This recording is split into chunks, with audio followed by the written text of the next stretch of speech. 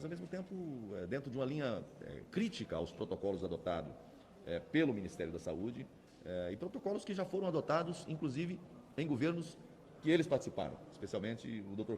Cláudio Mairovich, né? Na época da H1N1, em 2009, ele participou de um protocolo de compra, né, do Tamiflu. Gastou-se, na época, 400 milhões de reais para a compra desse medicamento, para distribuir para mais de 14 milhões de pessoas, e sem eficácia científica.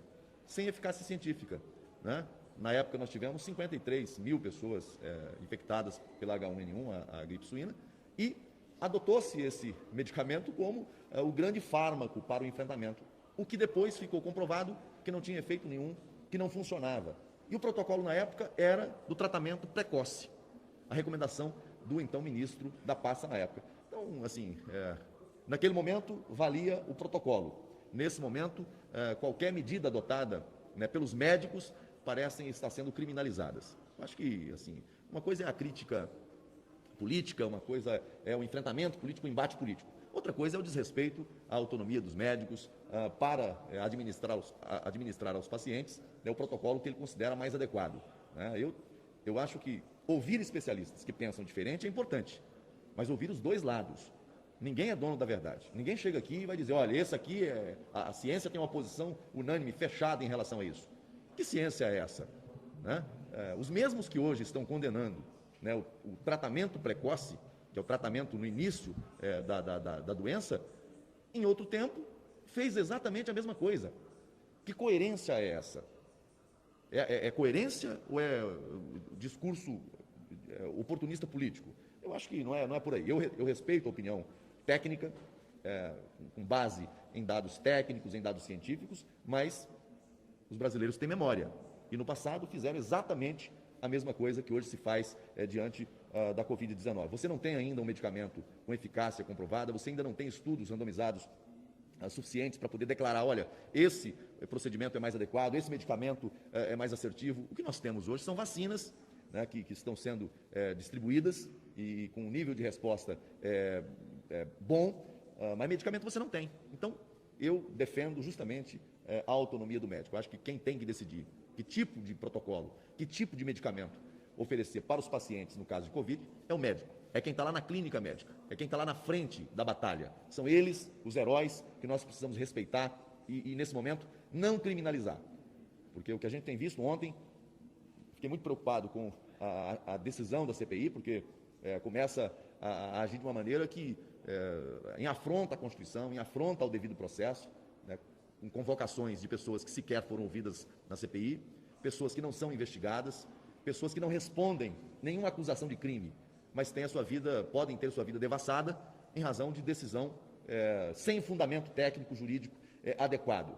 Quais os crimes que aquelas pessoas cometeram para justificar uma agressão tão forte a direitos, a garantias fundamentais?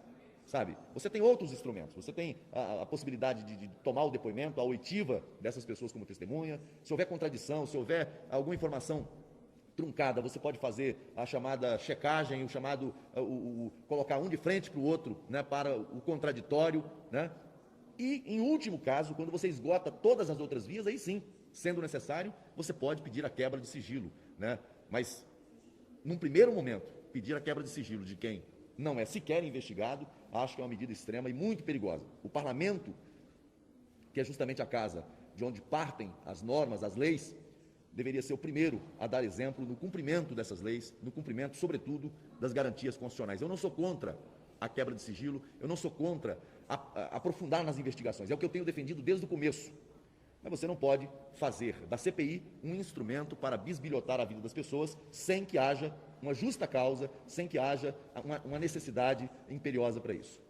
Senador, e como o STF liberou o governador do Amazonas, né, para não depor na CPI, o senhor acha que isso atrapalha os depoimentos futuros? Quais são os próximos passos sobre isso? O senhor tem... Olha, eu respeito o papel, né, do Supremo Tribunal Federal, mas o mesmo Supremo Tribunal Federal que determinou a abertura da CPI precisa garantir o seu funcionamento. Não dá para escolher abrir a CPI, mas fechar as portas para que ela investigue, sobretudo, suspeitas de corrupção. Essa CPI não nasceu para investigar o presidente da República. Essa CPI nasceu para investigar ações, omissões, tanto do governo federal, Ministério da Saúde, quanto dos estados e dos municípios. Onde chegou recurso federal, deve chegar a investigação federal. Está chegando a Polícia Federal, está chegando o Ministério Público Federal, está chegando o Tribunal de Contas da União, precisa chegar também a ação, a investigação da CPI da pandemia. Caso isso não aconteça, essa CPI é inócua. Sobra o que para a CPI? Se não puderem ser investigados aqui, governadores, os estados e os municípios que receberam bilhões de reais para o enfrentamento à pandemia, a CPI vai se tornar cada vez mais a CPI das narrativas, né? A CPI da cloroquina, a CPI da carta, a CPI do gabinete paralelo e agora a CPI da Copa América. Só narrativas, né? Então é preciso seguir o caminho do dinheiro, buscar evidências, provas, né, para que no final a gente tenha um relatório consistente e que ofereça à sociedade realmente informações do que aconteceu, como aconteceu e por que aconteceu tudo isso no meio desse cenário de pandemia. Tem governador, é bom que se diga, que já foi afastado e cassado, perdeu o mandato por desvios, por corrupção, com dinheiro da pandemia. Como que a CPI não vai aprofundar a investigação justamente nesse aspecto? É triste quando a gente observa movimentos que tentam colocar a não vinda dos governadores como uma derrota do governo, como uma derrota do presidente Bolsonaro. É uma derrota dos brasileiros. Porque investigar maus feitos, investigar assim, indícios de corrupção é dever do parlamento, é dever das autoridades. Não dá para comemorar o fato de decisões que impedem o aprofundamento das investigações. Obrigada, senador. Obrigado a você também.